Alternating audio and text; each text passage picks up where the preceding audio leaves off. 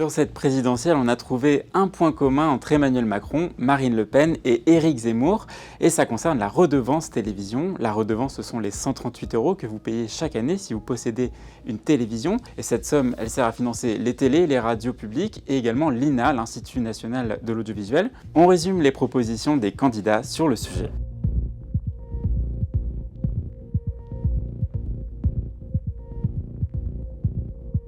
Éric Zemmour et Marine Le Pen s'accordent tous les deux sur le fait de supprimer cet impôt, tout comme Valérie Pécresse, la candidate LR, estime qu'il n'a plus lieu d'exister avec la suppression de la taxe d'habitation. Emmanuel Macron veut également la suppression de la redevance tout en conservant l'audiovisuel public. Cette proposition a d'ailleurs été l'une des toutes premières qu'il a formulées quelques jours après l'annonce de sa candidature, ce qui lui a d'ailleurs valu les moqueries d'Anne Hidalgo. Quelle puissance de feu, quelle vision pour l'avenir que de rentrer en campagne avec ce type de proposition. Oui. La planète brûle et vous avez Emmanuel Macron qui, dans sa première proposition de campagne, propose quoi? La suppression de la redevance. En 2020, cette redevance avait permis de récolter 3,8 milliards d'euros. Le problème, c'est que ni Emmanuel Macron ni Valérie Pécresse n'ont expliqué comment ils comptaient compenser la suppression de cet impôt. Il va falloir donc trouver environ 4 milliards d'euros quelque part, mais où, on ne sait pas encore.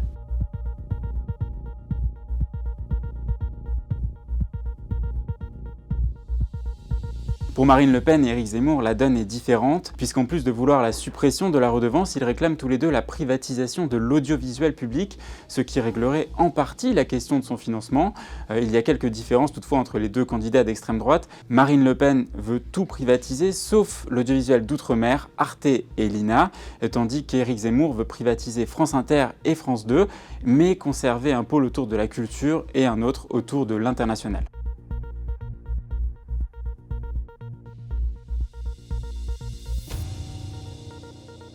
Si supprimer la redevance est plutôt une idée de droite, vous l'aurez compris, la conserver est au contraire une idée de gauche. Yannick Jadot, Fabien Roussel sont tous les deux d'accord pour la conserver.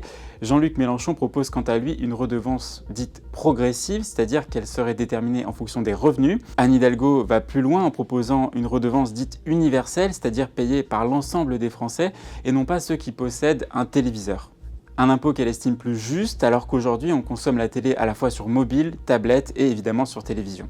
Pour l'anecdote, cette proposition de redevance universelle, elle avait été suggérée par des députés et des sénateurs de La République En Marche, dont Aurore Bergé, durant le quinquennat Macron. Parfois, il y a des mesures comme ça qui sont souvent reportées parce qu'en effet, elles ne sont pas extraordinairement populaires, mais dont on sait qu'elles sont nécessaires, qu'elles sont quasiment inévitables. Et je pense que l'universalisation, c'est-à-dire que tous les foyers puissent contribuer à l'audiovisuel public, c'est inévitable.